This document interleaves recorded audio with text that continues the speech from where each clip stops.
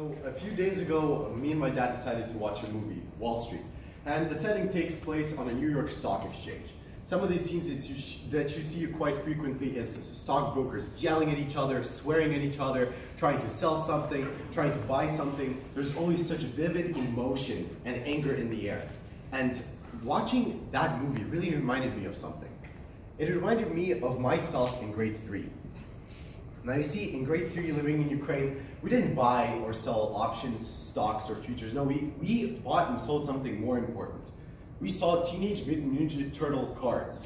That's right. You see, the cartoon was quite a hit in Ukraine. I mean, they tried to make a buck, so they released these limited edition cards. There are 4 different layers of cards: common, rare, super rare, and ultra rare. And man, oh man, were they a hit. Every single recess at lunch, it was like a marketplace. Kids would go out, trade their lunches, would go hungry, favors would get exchanged. If you had a card that somebody else wanted, that person would get pissed at you. You see, those stockbrokers could learn a thing or two from us, because in movie they said things such as, no offense, this is just business. Well, in grade 3, there was no such thing as business. Teenage Mutant Ninja Turtle cards were life. And you see, one day, my parents decided to take me out of the game because we had to go to Canada, and so I retired my Ninja Turtle trading card game days. However, one day I came into work. It was 2017. I vividly remember that day. I was working at BMO at the time, and I was involved in Ethereum, and I constantly followed the news thread. And I saw this title: "CryptoKitties craze slows down transactions on Ethereum," and it immediately caught my attention. Upon researching CryptoKitties, I realized something that really makes it valuable, something that adults would actually exchange real value for, not 8-year-old children. And that element was the ERC721 token. Every single cat would have assigned its own unique ERC721 standard token. And I'll explain to you what that means, but before you understand the significance of this, you need to understand the concept of fungibility.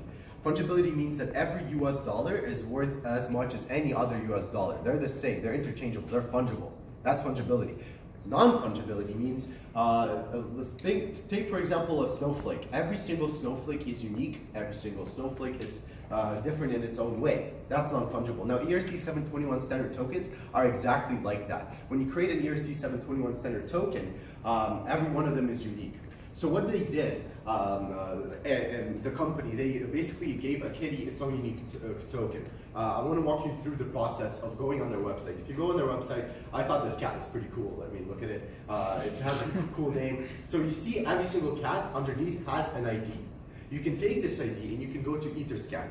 Etherscan is sort of like the front end for Ethereum. You see this global decentralized ledger and through Etherscan, and that's how you can interact with it.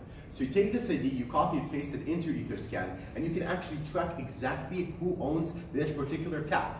Or you can do it the other way around. You can go on new 3774. You can click copy his address and paste it into Etherscan. So I pasted this address into Etherscan, and you can see his whole transaction history. You can see all the contracts that person owned, traded, and actually if you click on one of these CryptoKitties, you'll see that that was actually a Pirokius with the same ID.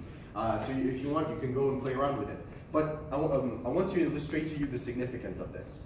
If you really think about it, we never actually own our digital stuff. We have it, it resides on a certain network, but we don't actually own it. When I was trying to display CryptoKitties to my friend actually yesterday, CryptoKitties website crashed. I couldn't go on it. I couldn't illustrate to him what I mean, the power of Ethereum network. However, I went on Etherscan and I could trace exactly who owns which kitty, but the website was crashed. So when you take when you buy digital collectibles, maybe like guns in the game, like Red Dead Redemption, you have those guns. You don't actually own those guns. When a game crashes, when you can't go on it, you lost all of your valuables. Now with something like an NFT, non-fungible token, you can actually own this regardless of what happens to the game. And later that year, we started seeing headlines like this. That's right, CryptoKitties were sold, a cat was sold for about $115,000. That's crazy, right? I mean, going back to grade 3, I understood the value of collectibles. But that was out of proportion. I felt like NFTs had so much more potential than digital cats, but that's the only thing it was used for. And so I started digging into maybe potential other use cases. And I came upon this man called Hernando de Soto. And he is a Peruvian economist who has been studying individuals in not so economically thriving areas such as Peru. And what he found in his research is that 5 billion people do not have proper title registration of their own assets. They own a home, they live in it, but they cannot prove that they actually own that home anywhere. And that itself causes many conflicts. One of them is, say, a utilitarian government comes in to Michael and says, we claim your home. He cannot go to a courtroom and debate the judicial branch. He's lost. His home is gone, right? Or how actually De Soto claims it, if you do not have a title on an asset, that is dead capital. That is something you cannot use. 64% of small businesses in US started from small loans from their homes. And not having that power in other countries like Peru made them not as wealthy. Another interesting factor is that actually out of about 30 million Peru citizens, 60 million had Facebook, and many more had access to a mobile device. This is very much possible to give them an NFT and empower them more. But NFT use cases don't stop there. There's a startup called Centrifuge, and Centrifuge is actually trying to take a negative value asset, such as an invoice, mortgage, or any other document. They sign an NFT to it, and it can be traded on Etherscan, on Ethereum. And people can buy an invoice, hedge maybe towards that person pays for that invoice or not, and receive money that way. So they're actually creating a whole new different of sort of like a market. And it's really cool. So it's nice for us to think about exchanging digital cats for hundreds and thousands of dollars, or maybe having like guns in Red Dead Redemption that we actually own.